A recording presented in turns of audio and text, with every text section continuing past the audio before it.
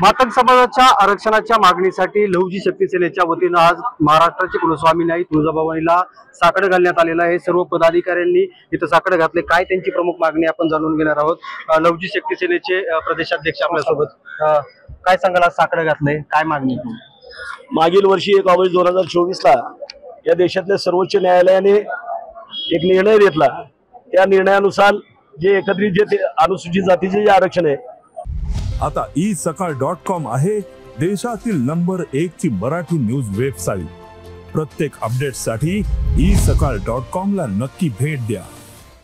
त्या एकत्रित आरक्षणाच्या वर्गवारीला त्यांनी या ठिकाणी मंजुरी दिली आणि त्या पद्धतीने सर्व राज्यांनी तो अधिकार त्यांना देण्यात आल्यानंतर देशामध्ये आम्ही पाहतो की देशातल्या इतर राज्यामध्ये हा निर्णय लागू झाल्यापासून जवळजवळ 5 राज्यामध्ये या ठिकाणी त्या निर्णयाची अंमलबजावणी सुरू आहे। त्याच्यामध्ये पंजाब असेल, हरियाणा असेल, कर्नाटक असेल किंवा तेलंगणा असेल इत्यादी राज्यामध्ये देखील या उपवर्गीकरण सुरू झालेलं असताना काल परवा जन्माला आलेलं तेलंगणा राज्य, त्या राज्याने देखील 14 एप्रिल 2025 ला ऐतिहासिक हा निर्णयाची त्या ठिकाणी अंमलबजावणी केलेली आहे। गेल्या अनेक वर्षापासून सातत्याने आम्ही महाराष्ट्र राज्यातल्या सरकारकडे या ठिकाणी या उपवर्गीकरणासंदर्भामध्ये विनंती करत असताना, अनेक आंदोलन मोर्चे या ठिकाणी करत असताना, उपोषण असतील, अनेक वेळा या पोलिसांचा या ठिकाणी लाठीचार्ज या ठिकाणी आमच्यावरती झालेला आहे। अनेक केसेस माझ्या पदाधिकाऱ्यांच्या अंगावरती असताना सातत्याने या सरकारकडे आम्ही विनंत्या करत करून या ठिकाणी दमून शेवटी थकून भागून आम्ही आज या राज्याची कुलस्वामिनी अंबाबाई हिच्या चरणी या ठिकाणी आलेलो आहोत।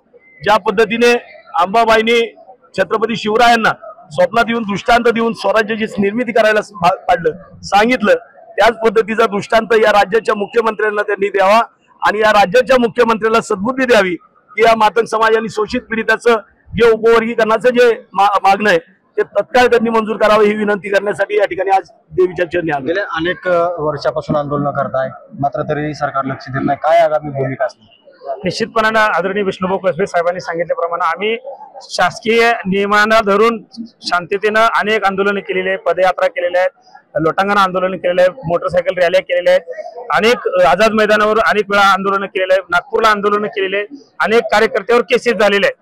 परंतु सातत्यानं हे शासन आमच्या या जिव्हाळ्याच्या मागणीकडे चालढकल करताना दिसते।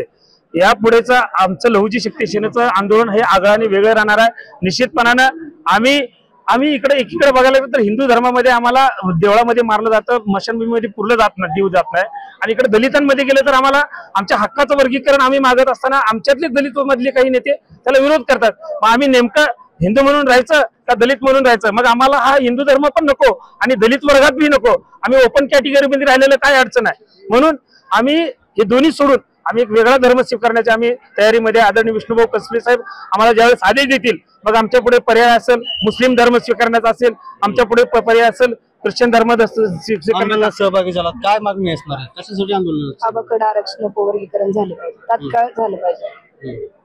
तर आपण पाहिलं तर मोठ्या प्रमाणावर पदाधिकारी, तुम्ही मला सांगा, अनेक वर्षापासून तुम्ही रॅली काढताय, अनेक पदयात्रा काढल्या, तरी आरक्षणाचा प्रश्न मार्गी लागत नाही। काय सरकारला मागणी असणार आहे? काय अल्टिमेटम? सरकारला अल्टिमेट आमचं एवढंच आहे की आदरणीय विष्णुभाऊ कसबे साहेबांच्या नेतृत्वामध्ये तसेच मातंग समाजाच्या विविध संघटनांनी गेल्या 40 वर्षापासून आरक्षणात उपवर्गीकरण करा म्हणून हे मागणीचा रेटा वाढवलेला आहे। आमचं नशीब तोवर की आमचं कुणी ऐकलं नाही ना, नेत्याने ऐकलं नाही ना, कुठल्या पक्षाने ऐकलं नाही, परंतु या देशाचं संविधान जे मातंग समाजासाठी आहे, संपूर्ण वंचित घटकासाठी आहे, त्या संविधानावर चालत असलेल्या देशाच्या सर्वोच्च न्यायालयाने गेल्या 1 तारखेला अनुसूचित जाती आरक्षणाचं वर्गीकरण करण्याला मान्यता दिली आणि त्याच धर्तीवरती आम्ही या ठिकाणी महाराष्ट्र सरकारला वारंवार विनंती करत असताना मात्र इथलं हिंदूचं सरकार पण उरबडवणारे आमचे मुख्यमंत्री ते मात्र आमच्याकडे दुर्लक्ष करत असतील तर आमचा जाहीर या देवीच्या समोर, ज्यांना आपण हिंदूची देवी म्हणतो, त्या देवीच्या समोर आमचा जाहीर इशारा आहे की आम्ही हिंदू धर्म सोडणार आहे। भविष्यामध्ये आम्हाला धर्मांतराची चळवळ हातात घ्यावी लागेल की काय, अशा पद्धतीचा आमचा इशारा या सरकारला असणार आहे। ठीक आहे, आपण जर पाहिलं तर कार्यकर्त्यांची आक्रमक भावना आहेत, आमचा प्रश्न मार्गी लावा अशीच मागणी आता या सर्व पदाधिकाऱ्यांनी तुळजाभवानी सुरुवात साम टीव्ही तुळजापूर। देश विदेशातील प्रत्येक घडामोडींचे लाईव्ह अपडेट मिळवण्यासाठी आता साम टीव्हीच्या सर्व सोशल मीडिया प्लॅटफॉर्मला लाईक, फॉलो आणि सबस्क्राईब करा। तसंच सर्व नोटिफिकेशनसाठी बेल आयकॉन प्रेस करायला विसरू नका।